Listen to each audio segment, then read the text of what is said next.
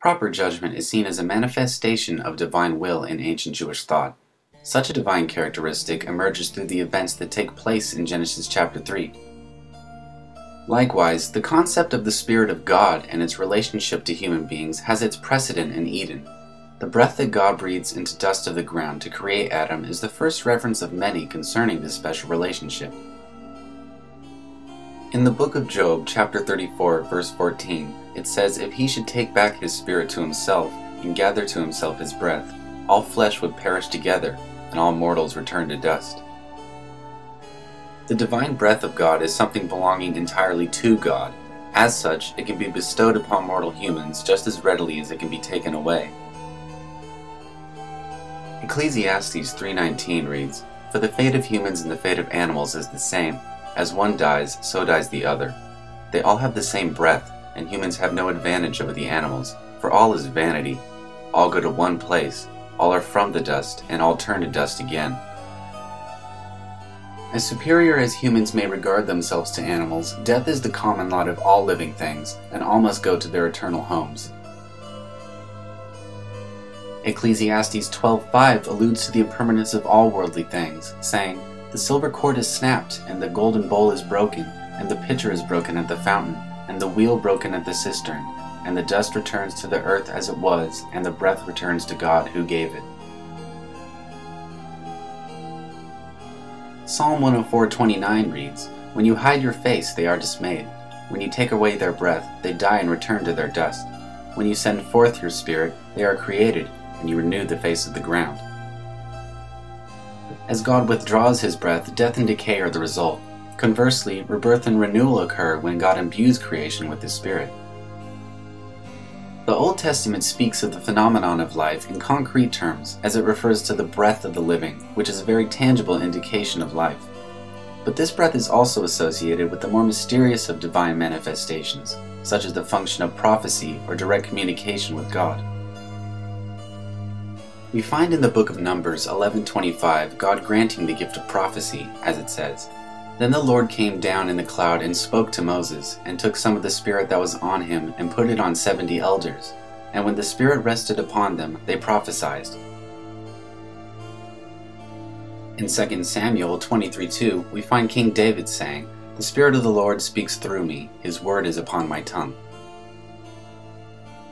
The breath of God is also linked with prophetic vision, as we read in Ezekiel 8:3. "He stretched out what looked like a hand and took me by the hair of my head.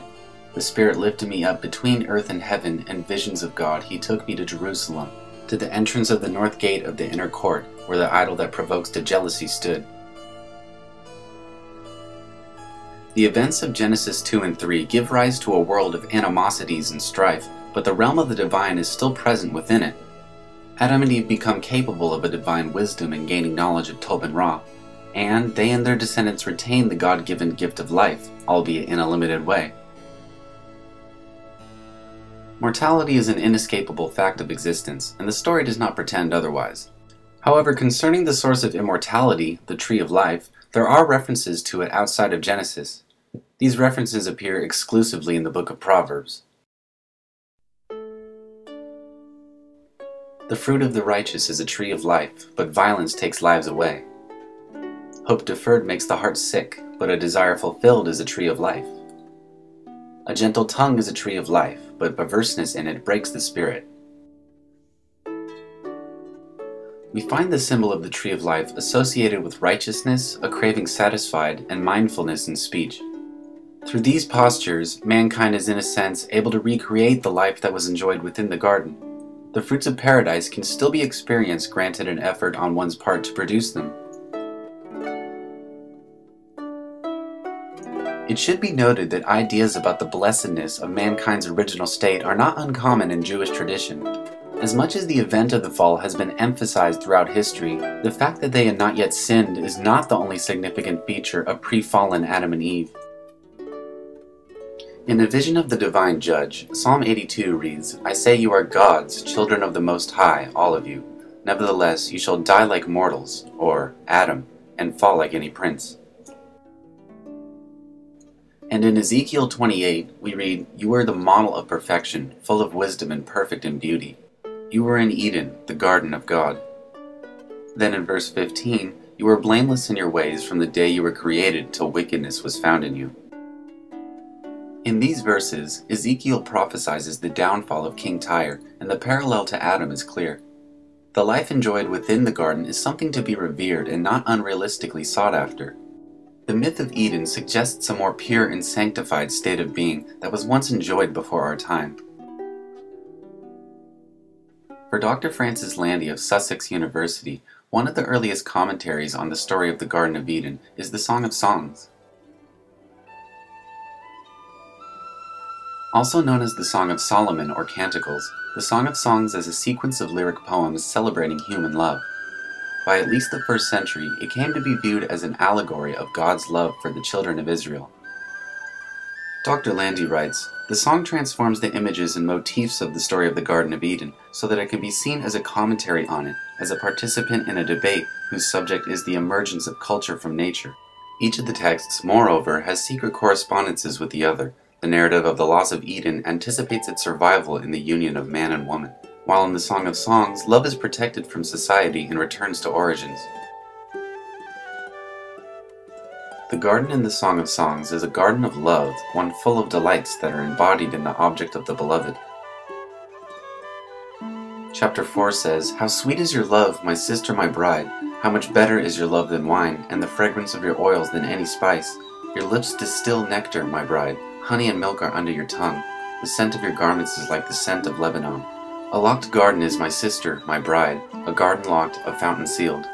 Your shoots are an orchard of pomegranates with all choicest fruits, henna and nard and saffron, calamus and cinnamon, with every incense-bearing tree, myrrh and aloes, with all species of spices.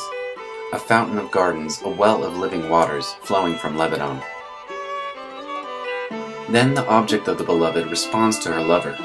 "Awake, O north wind, and come, O south. Breathe on my garden that its spices may flow. Let my love come into his garden and eat its precious fruits." The lover responds, "I have come into my garden, my sister, my bride. I have gathered my myrrh with my spice. I have eaten my comb with my honey. I have drunk my wine with my milk. Eat, friends, drink, and be drunk with love." The once sealed garden becomes ever more open as the beloved welcomes her lover into it. They share its sensual delights and themselves with each other. Theirs is a love that is perfect and reciprocal.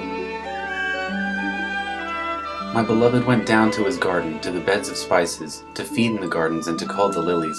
I am my beloved's and my beloved is mine. He pastures his flock among the lilies." The lovers of the song, in a sense, remember the perfect love of Eden, but the obstacles of the fallen world, those of cultural norms and customs, prevent them from fully realizing their love. "The sentinels found me as they went about the city. Have you seen him whom my soul loves? Scarcely had I passed them when I found him whom my soul loves. I held him and would not let him go until I brought him into my mother's house and into the chamber of her that conceived me." Then in chapter 5, "Making their rounds in the city, the sentinels found me.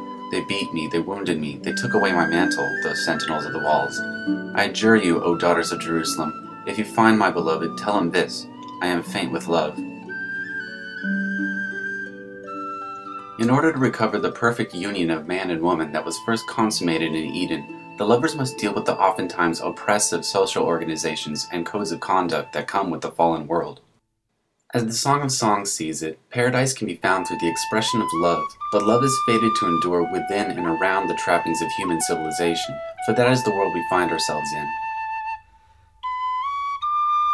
With these videos, I hope to have shown that though the story of Adam and Eve can be interpreted in simplistic terms, as it indeed has through the ages, the opposite is also true.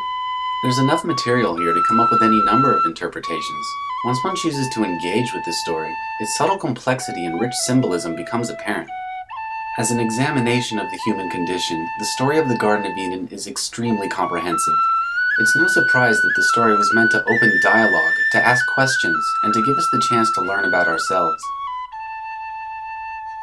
I personally feel that creationists who pass it off as actual history are doing it a great disservice, whereas my approach brings it dignity and reveals the true eloquence of the story. These, at least, have been my aims. Thanks for watching.